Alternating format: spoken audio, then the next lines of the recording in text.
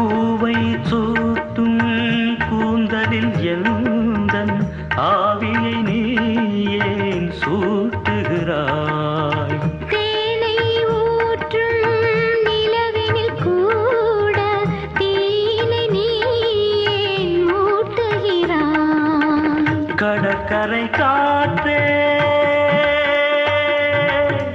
கடற்கரை காற்றே வழியை விடு, தேவதை வந்தால் என்னோடு. மணல் வெளியாகும் இருவரின் பாதம் நடந்ததை காற்றே மறைக்காதே.